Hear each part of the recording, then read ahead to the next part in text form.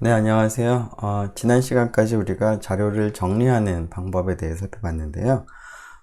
이 시간에는 앞으로 통계적인 추론과 관련해서 기초가 되는 확률에 대해서 살펴보도록 하겠습니다. 네, 그래서 5장에 살펴볼 내용은 확률인데요. 자, 일단 확률이 이제 통계학에서 어떻게 이제 필요한지 하는 것에 대해서 간략하게 한번 살펴보도록 하겠습니다. 자, 우리가 통계적인 추론을 이제 앞으로 할 텐데요. 통계적인 추론이라고 하는 것은 이제 표본을 토대로 해서 모집단을 파악을 하는 그러한 방법이 되겠습니다. 이러한 통계적인 추론을 할 때는 전체 모집단이 아닌 표본으로부터 전체 모집단을 추론하는 과정이기 때문에 여러 가지 이론에 이제 기초를 하게 될 텐데, 특별히 확률적인 이론에 기초를 하게 됩니다. 자, 그래서 우리가 확률론에 대해서 살펴보려고 하는데요. 자, 확률론 혹은 확률이라고 하는 것이 어떤 것인지를 좀 생각을 해보려고 합니다. 자, 확률이라고 하는 것은 어떤 사건이 일어날 가능성의 정도를 객관적인 수치로 나타내는 그러한 방법이 될 텐데요. 이러한 확률론 혹은 확률에서는 어떠한 사건이 일어날 가능성 혹은 불확실성을 0과 1 사이의 수를 이용을 해서 나타내고 그러한 것을 좀 더 체계적으로 표현하는 그러한 이론이 되겠습니다. 자, 그러면 통계적 추론에서 이러한 확률론이 필요한지 어떻게 사용이 되는지를 간단하게 살펴볼 수 있는 한 가지 예를 살펴보도록 하죠. 자, 통계적 검정에서 우리가 이런 확률론을 사용을 하게 될 텐데요. 자, 다음과 같은 예를 한번 생각을 해보도록 하겠습니다. 자, 근육통은 자연적으로 한 50%가 치유가 된다라고 할 때 어떤 사람이 최면술이 이 근육통 치유에 도움이 된다라는 것을 이제 주장을 하면서 본인이 실험을 해봤더니 최면술을 해보니까 15명 중에서 12명이 치료가 됐다. 따라서 최면술이 효과가 있다 라고 이제 주장을 한다라고 했을 때, 정말 최면술이 근육통 치유에 효과가 있는지를 입증을 하고자 한다면 어떻게 해야 될까를 한번 생각을 해보도록 하겠습니다. 자, 최면술이 효과가 없다면 근육통은 자연적으로 50%는 치료가 될 텐데요. 자, 그러한 경우에는 동전을 던졌을 때 앞면에 나올 가능성, 뒷면에 나올 가능성이 50%씩이 될 텐데요. 자, 그러면 최면술의 효과가 없는 경우에 15명 중에서 12명이 치료가 되었다라고 하는 이러한 일이 벌어진 것은 동전을 15번 던져서 12번 같은 면이 나온 것과 같은 정도의 가능성을 가진 사건이 발생을 한 것이 되겠습니다. 자, 그런데 동전을 15번 던져서 같은 면이 12번 이상 나오는 이러한 가능성은 어느 정도나 될까요? 자, 그런 것을 이제 확률론을 토대로 해서 계산을 해보면 0.018, 즉 100번 시행을 했을 때 한 번 혹은 2번 정도 일어나는 그러한 사건이라는 겁니다. 자, 이러한 사건은 굉장히 그러면 희귀한 사건이라고 볼 수가 있는데요. 자, 최면술이 효과가 없다면 굉장히 일어나기 힘든 그러한 일이 일어난 것입니다. 최면술로 15명을 적용했을 때 12명이 치료가 됐다는 것은. 자, 그러면 두 가지 중에 하나를 우리가 결정을 해야 될 것 같습니다. 최면술이 효과가 없음에도 불구하고 우연히 굉장히 드문 일이 일어났다 라고 생각을 하는 것과, 이렇게 드문 일이 일어난 것이 단순히 우연히 일어난 것이 아니라 뭔가 최면술이 효과가 있기 때문에 일어난 것이다 라고 판단을 하거나, 둘 중에 하나일 텐데요. 지금은 최면술이 효과가 없다라고 생각을 했을 때 굉장히 일어나기 힘든 그러한 일이 일어났기 때문에 지금 최면술이 효과가 없다, 즉 치료 확률이 자연 치유율인 50%다 라고 하는 가정을 조금 의문시하게 될 것 같습니다. 그래서 최면술이 효과가 있다 라고 추론을 할 수가 있을 것 같은데요. 자, 이러한 추론에서 이와 같이 어떤 사건이 일어날 가능성들을 우리가 확인할 필요가 있겠습니다. 자, 그래서 통계적인 추론에서 이러한 그 사건의 발생할 확률들을 우리가 따져볼 텐데요. 자, 그러한 것들을 위해서 앞으로 확률이 무엇인지 하는 것들에 대해서 살펴보도록 하겠습니다. 자, 일단 확률을 얘기를 하려면 그 확률이라고 하는 것을 우리가 고려하기 위한 어떤 상황을 먼저 생각을 해야 되겠습니다.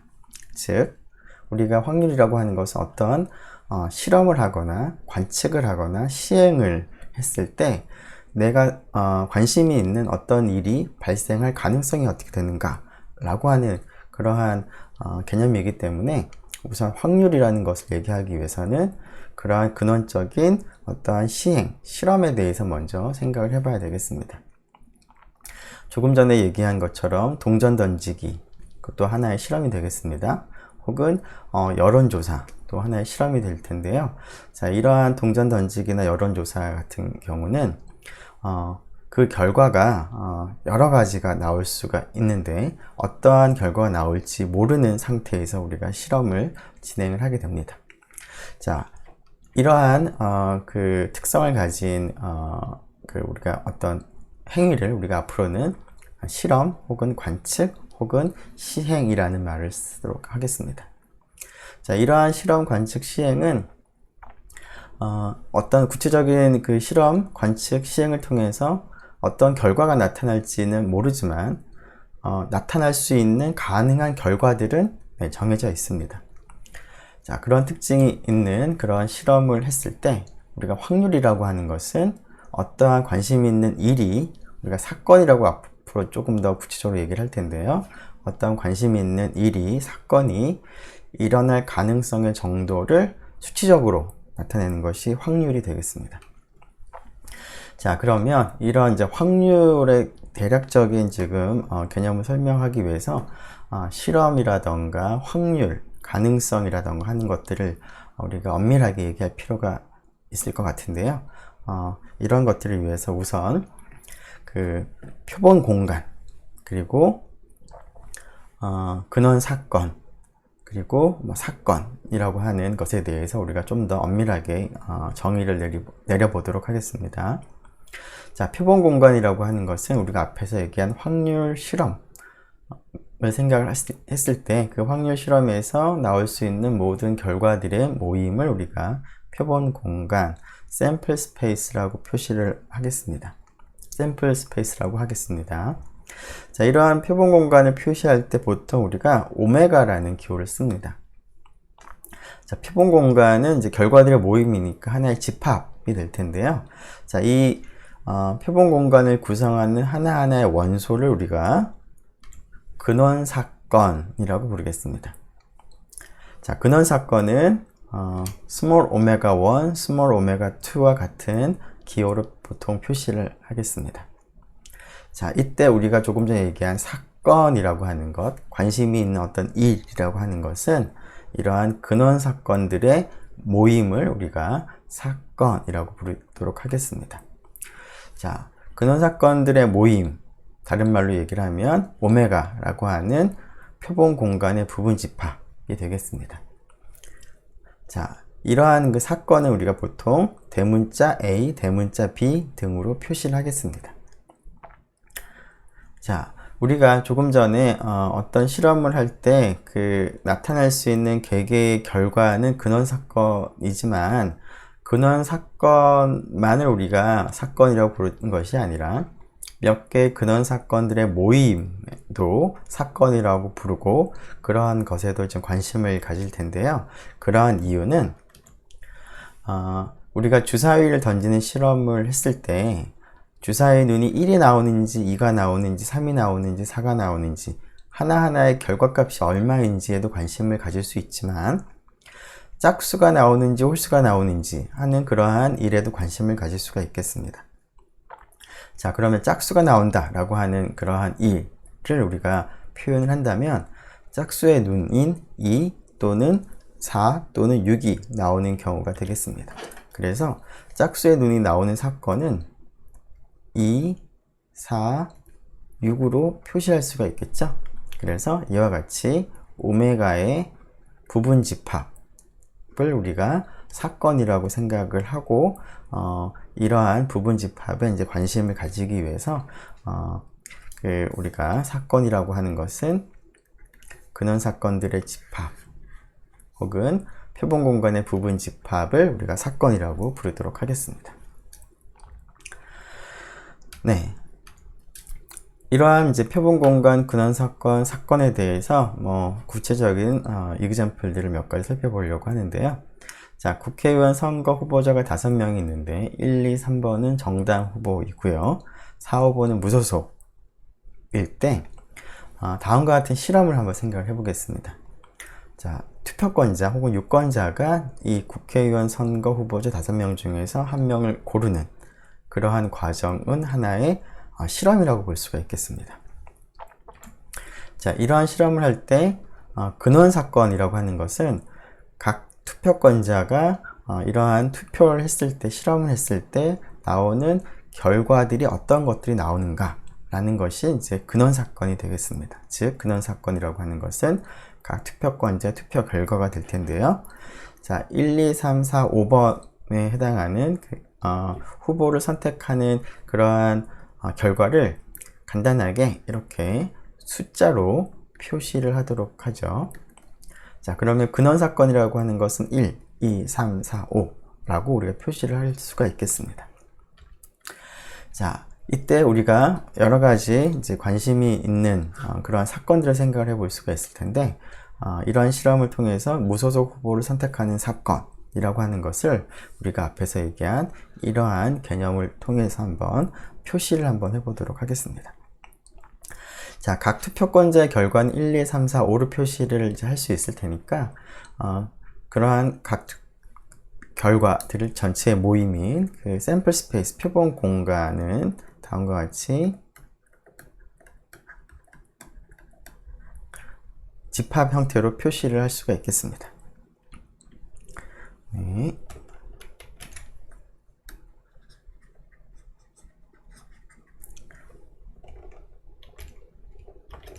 자, 이때 무소속 후보를 선택하는 사건은 이제 4번과 5번이 무소속 후보라고 우리가 표기를 하고 있기 때문에 결국은 근원 사건이 4 또는 5가 나오는 그러한 일이 우리가 관심이 있는 사건, 즉 무소속 후보를 선택하는 사건이 되겠습니다.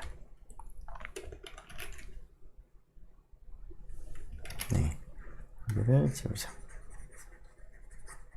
네, 이와 같이 쓸 수가 있겠습니다. 자, 또 다른 예를 하나 살펴보죠. 자, 과거 2번의 대통령 선거에서 여당 후보 혹은 야당 후보 중 하나를 선택하는 실험을 우리가 생각을 해보도록 하겠습니다. 자, 여당 후보를 선택을 하는 경우 X로 표기를 하도록 하고요. 야당 후보를 선택하는 그러한 결과를 Y로 이제 표현을 한번 해보도록 하겠습니다. 자, 이때 우리가 첫 번째 관심 있는 사건 A는 두 선거에서 여당 후보를 한 번만 선택하는 사건이라고 두도록 하고요. 사건 B는 두 선거에서 모두 야당만 선택하는 사건이라고 할 때 표본 공간 그리고 이러한 사건들을 어떻게 표시할 수 있을지를 한번 생각을 해보도록 하겠습니다. 자, 과거 2번의 이제 선거를 생각하는 것이고요. 자, 여당이냐 야당이냐를 선택하는 그 결과를 우리가 생각을 하는 것이기 때문에, 자, 과거 2번이기 때문에 첫 번째 그 선거에서 여당 후보를 선택을 하고 두 번째 그 대통령 선거에서도 여당 후보를 선택을 하는 이러한 결과가 그 근원 사건 중에 하나가 되겠습니다.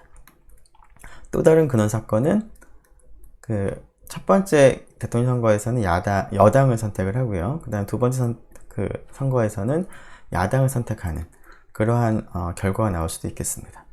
자, 이러한 방법을 생각을 해보니까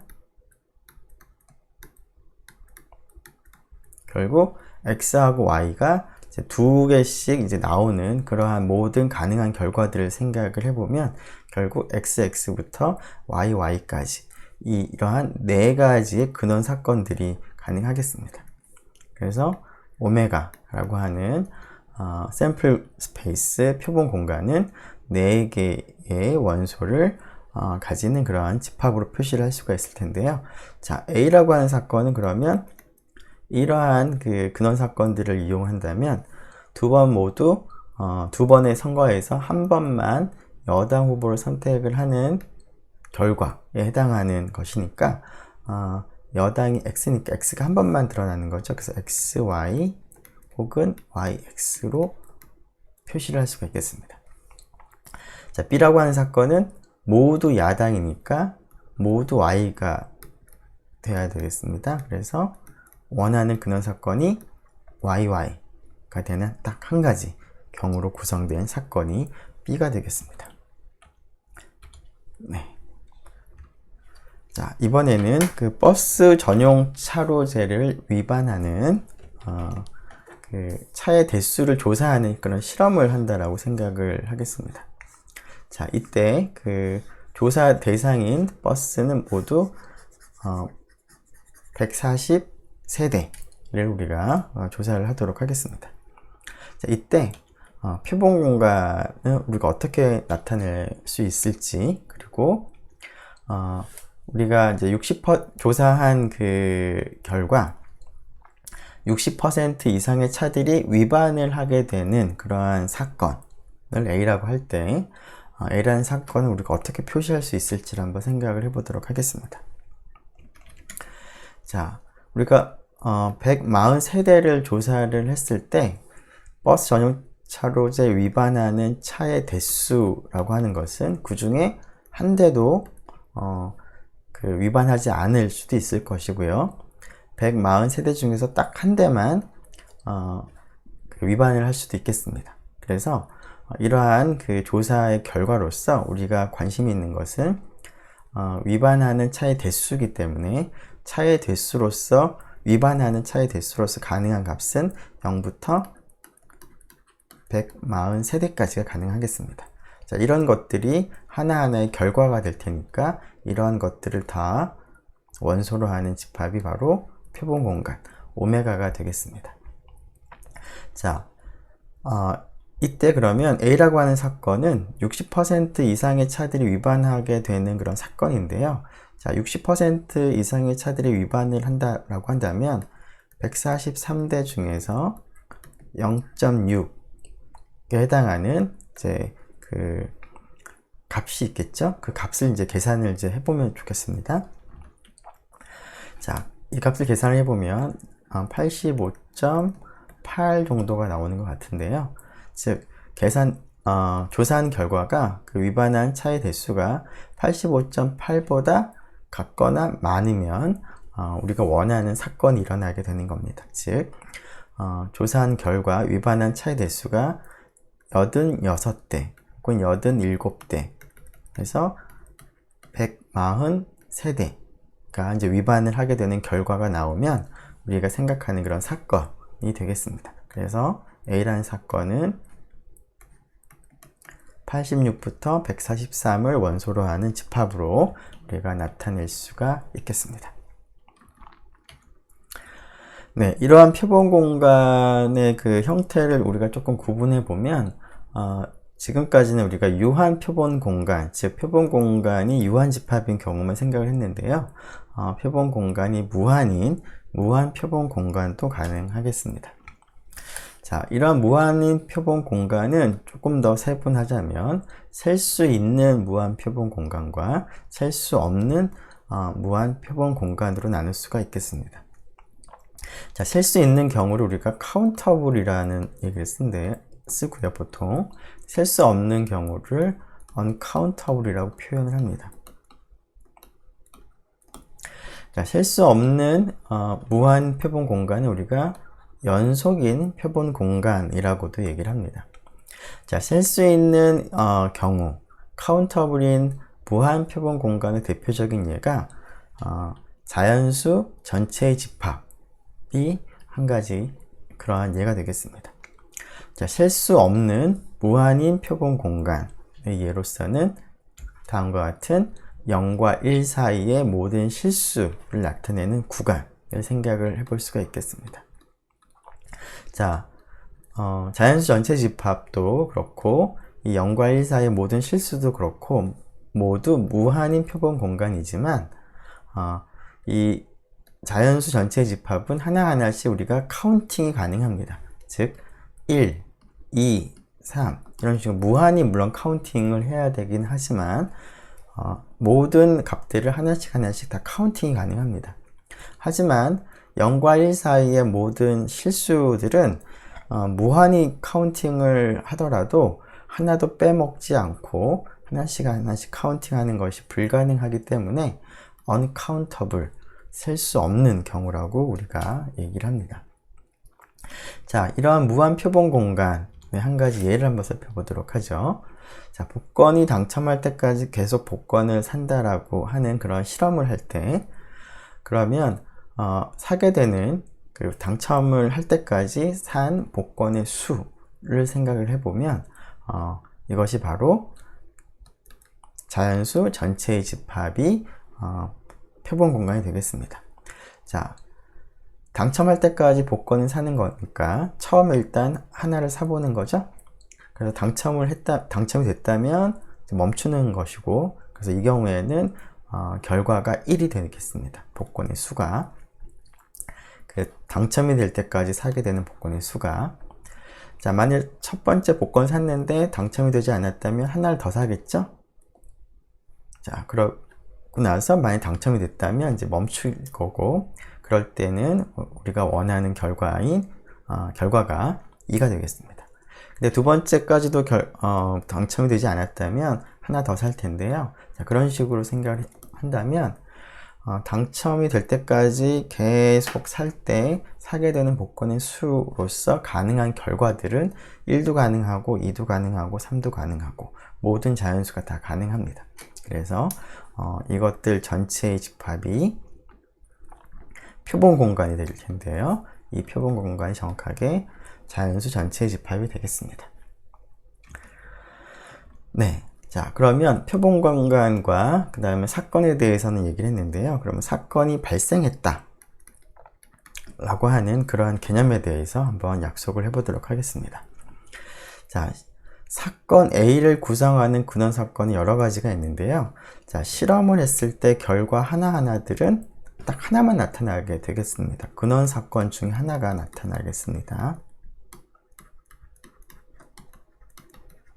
실제 주사위를 던져보면 짝수가 나오느냐 홀수가 나오느냐에 관심을 갖는다고 하더라도 주사위를 던졌을 때 나오는 결과는 1 아니면 2 아니면 3, 4, 5, 6 중에 하나가 나오는 것이지 짝수가 나왔다 라고 하는 것이 결과는 아니죠. 자, 실험의 결과를 봤을 때 그 실험의 결과인 근원 사건이 A를 구성하는 근원 사건 중에 하나가 나오게 되면 A라는 사건이 발생했다 혹은 A라는 사건이 일어났다 라고 우리가 부르도록 하겠습니다. 자, 그리고 사건의 확률이라고 하는 것은 우리가 생각하는 확률 실험을 계속 반복했을 때 전체 실험 횟수에서 내가 생각하는 사건이, 관심 있는 사건이 발생하리라 혹은 일어나리라고 예상되는 횟수를 생각을 하고 그 횟수의 비율을 생각을 하겠습니다. 전체 실험 횟수 중에서 어떤 특정한 사건이 일어나리라고 예상되는 횟수의 비율을 우리가 사건의 확률이라고 부르도록 하겠습니다. 그리고 그 값을 PA로 표시를 하겠습니다. 물론 이제 A는 사건 A를 이제 표시하는 기호로 사용을 한 것이고요. 따라서 P of A라고 하는 것은 A라는 사건의 확률을 우리가 PA로 표시하도록 하겠습니다. 자, 이러한 그 사건의 발생 그리고 사건의 확률을 우리가 약속을 하게 되면 이 확률이라고 하는 이 수칙값과 관련된 기본적인 법칙들이 성립을 할 텐데요.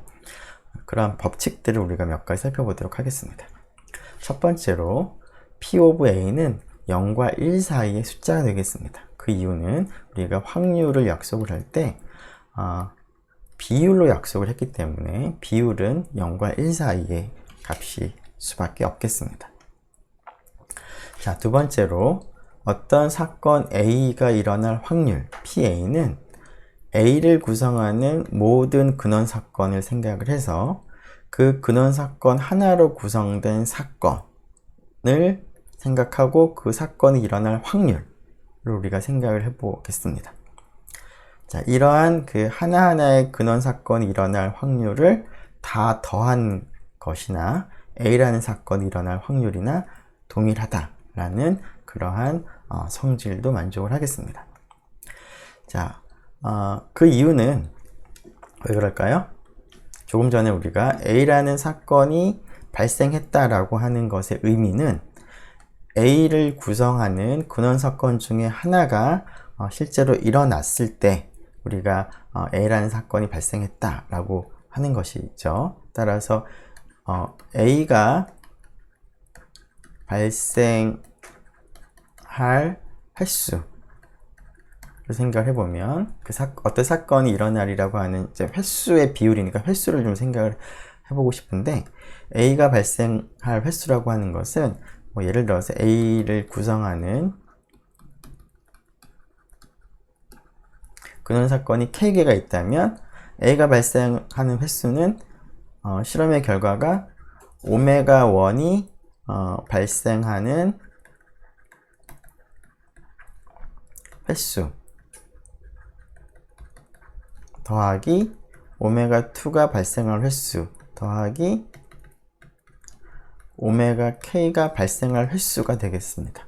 그렇죠? 왜냐하면 A가 발생했다는 뜻은 A를 구성하는 이러한 근원 사건 중에 하나가 나왔을 때 우리가 A가 발생했다라고 부르기 때문에 A가 발생하는 횟수라고 하는 것은 오메가1이 발생하는 횟수와 오메가2 혹은 오메가 K가 발생하는 횟수를 다 더한 값과 같습니다.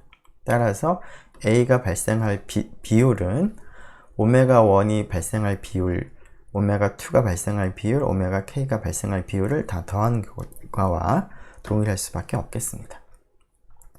자, 그래서 이러한 등식이 성립하는 것을 사건의 발생과 사건의 확률의 정의로부터 우리가 알아낼 수가 있는데요.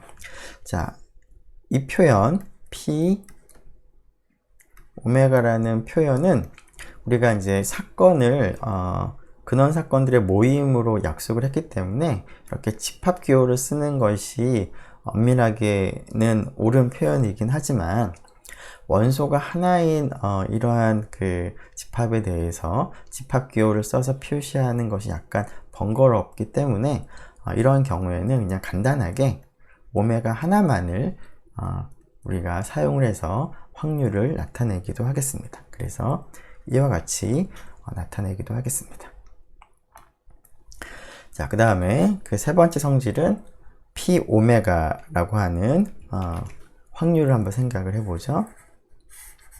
자, P 오메가의 확률은 1이 되겠습니다. 그 이유는 자, 오메가가 발생을 하는 확률이라고 하는 것은 오메가가 발생하리라고 예상된 횟수의 비율인데 오메가라고 하는 것은 표본 공간 전체가 되죠. 따라서 어떠한 사건을 이제 생각을 하더라도 그러니까 실험을 반복할 때 그 실험의 결과가 어떤 결과가 나왔다고 하더라도 그 결과는 항상 오메가 안에 포함됩니다.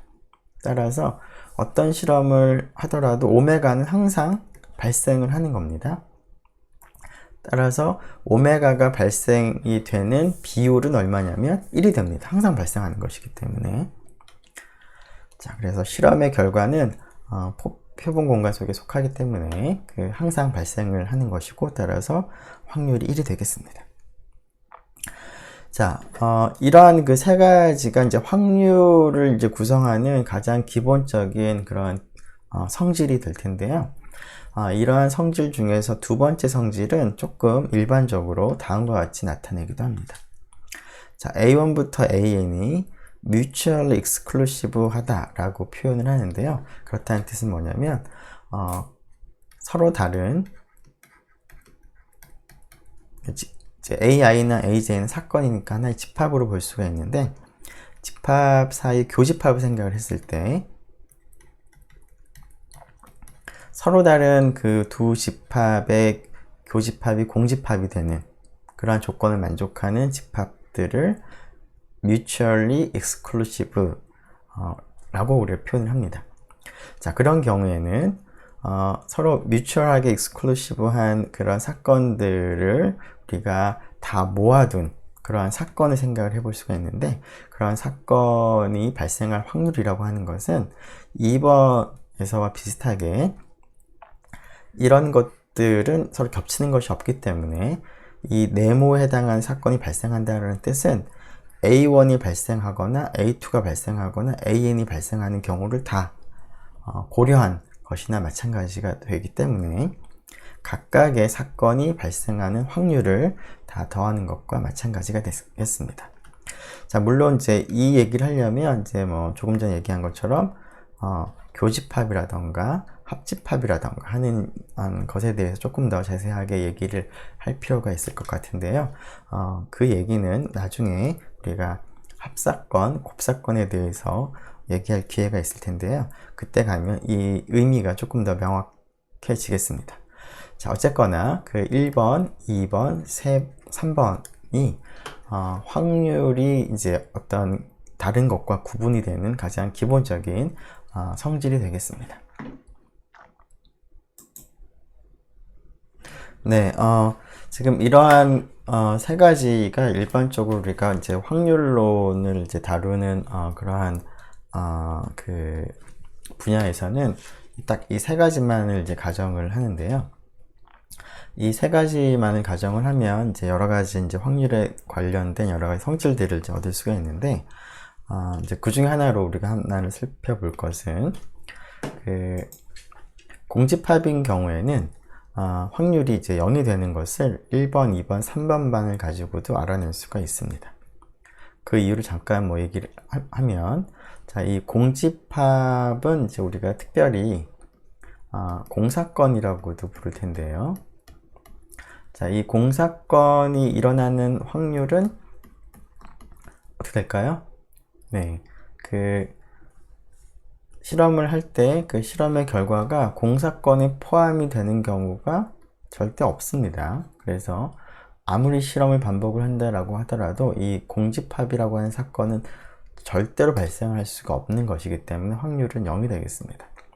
자, 그런데 이러한 것을 1번, 2번, 3번만을 가지고도 얻어낼 수가 있는데, 그 이유는 자, 오메가는 오메가와 공집합, 합집합을 쓸 수가 있고, 오메가와 공집합은 서로 mutually exclusive 합니다. 따라서 그 2번 조금 더 확장한 이러한 그 성질을 생각을 해보면 P 오메가는 P 오메가 더하기 P 공집합이 됩니다. 자, 근데 이것이 1이기 때문에 캔슬되고, 따라서 P 공집합은 0이 되는 것을 얻을 수가 있습니다. 자, 그래서 확률의 법칙, 확률의 기본 법칙, 그러면 이제 요 세 가지만을 우리가 생각을 하면 충분한데요. 그래서 이 세 가지를 여러분들이 잘 기억을 하면 좋겠습니다. 자, 그러면 이제 이러한 확률의 정의를 이제 기반으로 해서 구체적으로 확률을 어떻게 계산할 수 있을지를 한번 생각을 해보도록 하겠습니다. 자, 확률을 이제 계산을 할 때는 크게 두 가지 형태로 우리가 생각을 해볼 수가 있을 것 같습니다. 예를 들어서 주사위를 던졌을 때 1이 나오는 사건, 확률을 이제 계산하는 경우와 같은 경우에는 동일 가능성이라고 하는 개념을 우리가 이용해서 확률 계산을 우리가 할 수가 있겠습니다.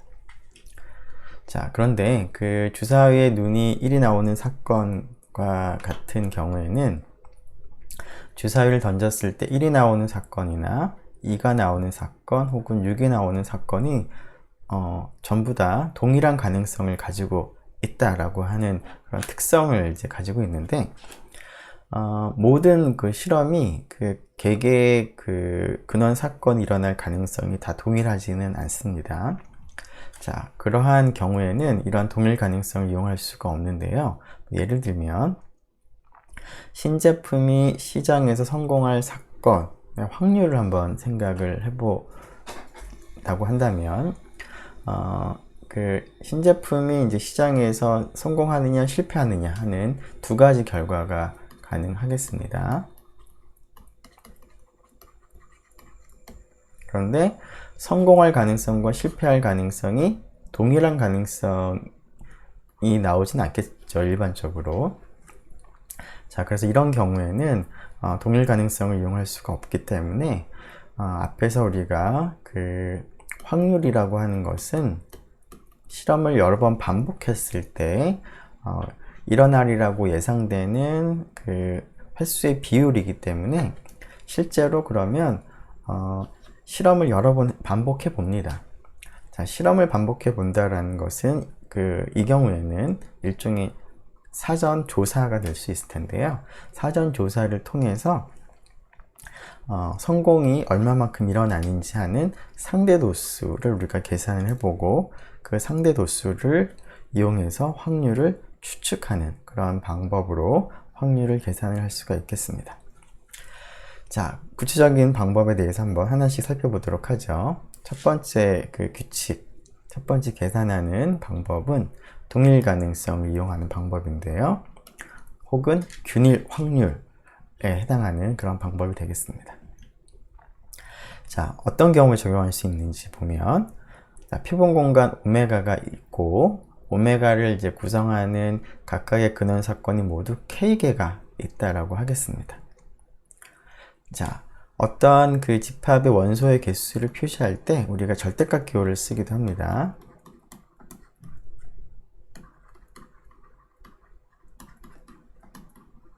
그래서 A에 포함되는 원소의 개수를 우리가 절대값 기호로 쓰는데, 자, 오메가라고 하는 표본 공간의 원소가 K개다라는 것을 간단하게 이와 같이 쓸 수가 있겠습니다. 자, 이러한 상황이고, 자, 동일 가능성이라는 말을 다음과 같이 나타내도록 하죠.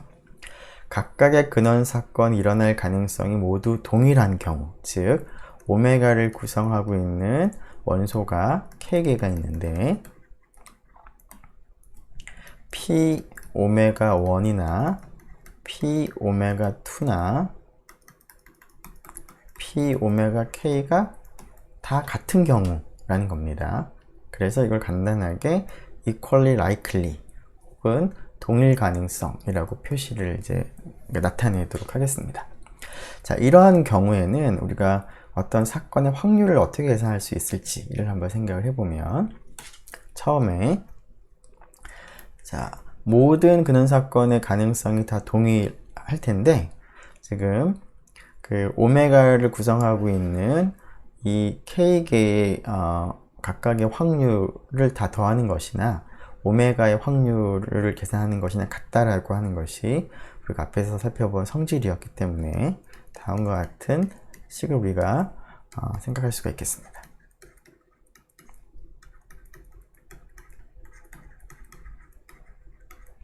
자, 여기가 바로 우리가 조금 전에 했던 2번 성질인 것이죠. 자, 그런데 여기 있는 값은 어떤 값인지 모르겠지만 다 동일하죠. 동일한 값을 A라고 잠깐 표기를 한다면, 자, A가 K개가 덧셈이 되어 있습니다. 따라서 A는 K분의 1이 되겠습니다. 즉 각각의 근원 사건이 일어날 확률이 다 동일한 경우고, 근원 사건이 모두 K개가 있으면 각각의 근원 사건이 일어날 확률은 K분의 1이 되는 거죠. 자, 이러한 그 동일 가능성을 생각을 해보면 각각의 근원 사건이 일어날 가능성을 계산을 할 수가 있고요. 그리고 이걸 토대로 오메가의 그 부분 집합인 사건에 대해서 계산을 우리가 할 수 있는 그런 방법도 비슷하게 얻을 수가 있겠습니다. 자, 그 방법을 얘기를 해보면 네, 이렇게 되겠습니다. 자, A라는 사건이 일어날 가능성은, 자, 앞에서 우리가 그 2번 성질을 적용해 보면 A를 구성하는 각각의 오메가들을 생각하고 그 오메가가 일어날 가능성을 다 더한 것과 같은데, 자, 조금 전에 1번에서 P 오메가는 K분의 1이라고 했습니다. 자, K분의 1을 모두 몇 번 더하냐면 결국 A를 구성하는 근원 사건이 몇 개 있는지 만큼 더하는 거죠. 자, K분의 1은 오메가 절대값 분의 1과 같은데요. 자, 이 k분의 1을 A에 있는 원소의 개수만큼 반복해서 더함으로 결국 이만큼이 더 곱해지면 되겠습니다. 자, 이것을 해석해 보면 오메가를 구성하는 근원사건의 개수 분의 A를 구성하는 근원사건의 개수로 우리가 확률을 계산할 수가 있겠습니다. 자, 동일 가능성일 때는 이렇게 계산이 가능하겠습니다. 자, 동일 가능성을 이용한 한 가지 예를 살펴보도록 하죠. 42명이 오른손잡이고 8명이 왼손잡이인 50명의 학생을 생각을 하고 이 50명의 학생에서 임의로 한 명을 선택을 할 때 선택한 학생이 왼손잡이일 확률을 한번 생각을 해보도록 하겠습니다. 자, 일단 먼저 이러한 그 실험을 할 때, 즉 50명 중에서 한 명을 선택하는 실험을 할 때 나타날 수 있는 근원 사건들을 한번 생각을 해보죠. 자, 지금 50명인데 50명의 학생들을 선택하는 것을 우리가 다음과 같이 번호를 우리가 부여를 하도록 하겠습니다. 오른손잡이는 그냥 편의상 1번부터 42번이라고 부여를 하고요. 그 다음에 왼손잡이는 뭐 그 이후에 43번부터 50번까지 부여를 하도록 하겠습니다. 그래서 어떤 한 학생이 선택이 된 결과를 그 학생에게 부여된 숫자로 우리가 표시를 하도록 하죠. 그러면 나타날 수 있는 모든 근원 사건은 1, 2부터 50까지가 나타날 수가 있겠습니다. 즉 선택된 학생이 1번 학생일 수도 있고 선택된 학생이 30번 학생 혹은 50번 학생이 나타날 수도 있겠습니다. 따라서 이런 근원 사건들 전체를 다 고려한 것이 표본 공간, 샘플 스페이스가 되겠습니다. 자, 이때 우리가 생각하는 사건은 왼손잡이 학생이 선택이 되는 사건인데요. 자, 왼손잡이 학생을 우리가 43번부터 50번까지 표기했다라고 한다면 이렇게 표시를 할 수가 있을 것인데, 자, 이 경우에 50명 중에서 임의로 한 명을 선택을 하는 것이기 때문에 선택된 학생이 1번이 선택될 가능성이나 2번이 선택될 가능성 혹은 50번이 선택될 가능성이 모두 동일합니다. 즉, 동일 가능성으로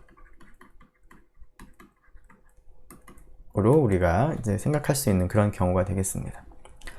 따라서 이 경우에는 P of A는 오메가를 구성하는 근원사건의 개수 분의 A를 구성하는 근원사건의 개수가 될 것인데요. 따라서 50분의 8이 되겠습니다.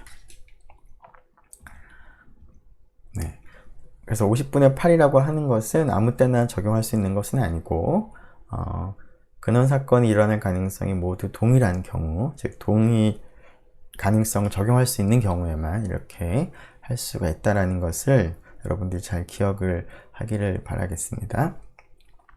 자, 그것을 조금 더 강조하기 위해서 우리가 조금 전에 근원사건을 이와 같이 표기를 했는데 근원사건을 좀 다르게 표기를 하는 것도 가능합니다. 자, 1번부터 42번까지 오른손잡이에게 이렇게 부여를 했는데 그렇게 부여를 하지 말고 오른손잡이는 모두 R이라고 이렇게 표기를 하고 왼손잡이는 모두 L이라고 표기를 한다라고 한다면 이러한 그 실험을 했을 때 한 명을 선택을 했을 때 나타날 수 있는 결과는 R이 나오거나 L이 나오는 두 가지 결과가 나올 수가 있습니다. 그래서 근원 사건들의 모임을 우리가 R과 L로 표시를 할 수가 있겠습니다. 즉 근원 사건을 표시하는 방법은 한 가지만 있는 것은 아니고요. 여러 가지 방법이 가능할 텐데요. 조금 전처럼 우리가 표시를 하게 되면 1, 2, 90이라고 하는 각각의 근원 사건들이 일어날 가능성이 다 동일하지만 이 경우엔 어떨까요? 근원 사건을 L과 R로만 생각한다면 R이 일어날 가능성과 L이 일어날 가능성이 동일할까요? 네, 그렇지 않겠습니다. 따라서 이 경우에는 그 A라고 하는 사건이 왼손잡이일 확률이니까 L이라고 하는 이 원소 하나로만 구성이 되어 있을 텐데 L이라고 하는 사건은 이때 그 PA를 계산을 할 때 조금 전에 했던 방법을 적용을 한다면 2분의 1이 될 텐데 이것은 적용할 수 없는 상황이 되겠습니다. 자, 그래서 아무 때나 이러한 동일 가능성을 적용을 한 P of A를 오메가의 개수분의 A의 개수로 계산을 하는 것이 아니라 동일 가능성이 맞는 경우에만 우리가 적용할 수 있다. 그래서 표본 공간을 R과 L로 구성된 것이라고 생각한다면 근원 사건이 일어날 가능성이 다 동일하지 않기 때문에 이와 같이 계산하는 것은 안 된다 라는 것도 여러분들이 기억을 하면 좋겠습니다. 자, 그러면 이제 동일 가능성이 적용되지 않는 그런 경우에는 우리가 실제로 실험을 몇 번 반복해 봅니다. 사전 조사를 해보는 것이죠. 자, 그때 적용할 수 있는 방법이 규칙 2번 상대도수 수렴치로서 우리가 확률을 생각을 하는 그런 방법을 적용할 수가 있겠습니다. 자, 우리가 확률을 우리가 약속을 했던 방법을 한번 생각을 해보면 어떠한 실험을 여러 번 반복할 때 우리가 생각하는 어떤 사건이 몇 번 발생을 할 것인가, 발생하리라 예상되는 횟수의 비율을 생각하고 그 비율 값을 생각을 했는데요. 자, 그러면 무한히 반복하는 것이 아니라 large n번 반복할 때 사건 A가 발생한 비율을 우리가 R of N, A라고 쓰도록 하겠습니다. 다른 말로 사건 A의 상대도수라고 부를 텐데요. 즉 Rn of A라고 하는 것은 n번의 large n번의 시행 중에서 A가 실제로 발생한 횟수의 비율을 우리가 Rn of A라고 쓰겠습니다.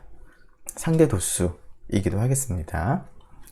자, 그런데 우리가 앞에서 확률을 정의한 걸 생각을 해보면 실험을 무한히 많이 반복할 때 A가 일어나리라고 예상되는 횟수의 비율이기 때문에 결국 이 상대 도수가 n이 점점 무한히 커짐에 따라서 어떠한 일정한 값에 가까이 간다라고 했을 때 그 가까이 가는 값이 결국은 확률이 되겠습니다.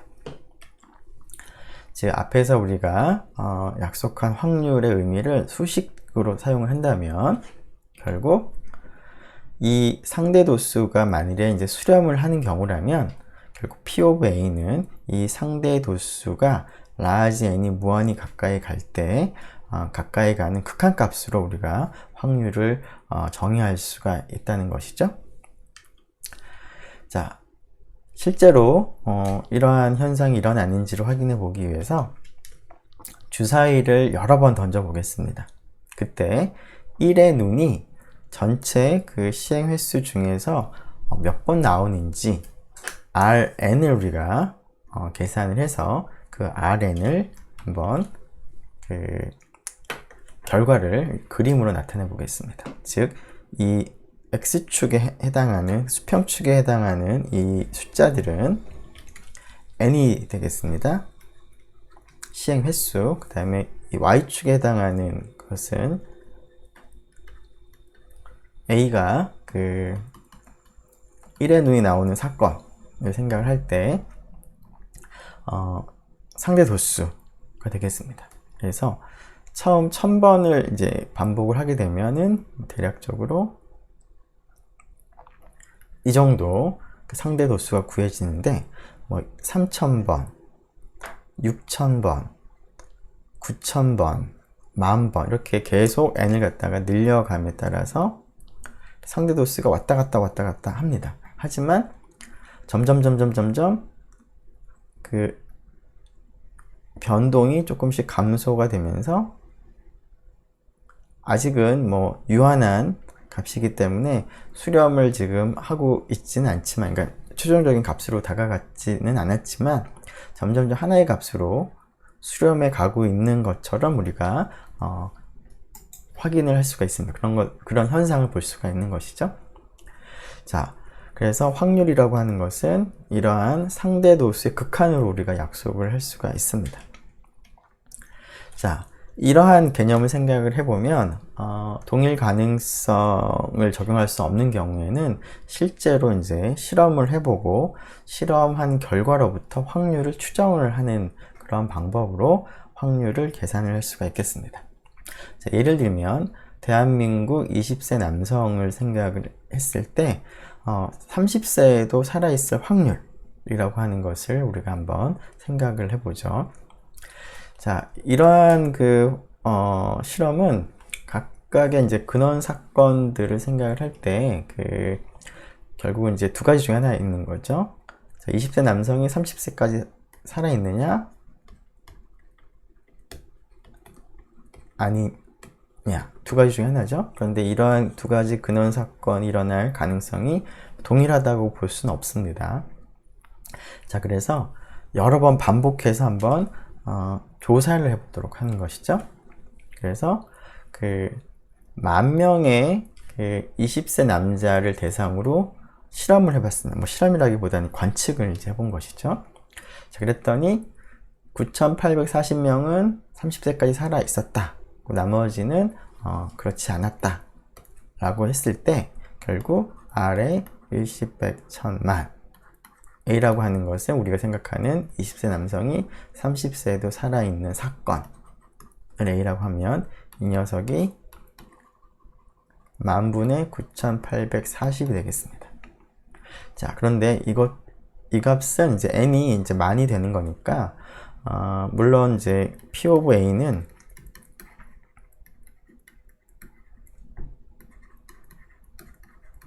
라지 n을 무한히 늘렸을 때 가까이 가는 극한값으로 우리가 생각을 할 수가 있지만 라지 n이 무한한 값은 아니지만 만이 아니라 만이 맞죠? 네, 만이 되면 충분히 크니까 이 값이나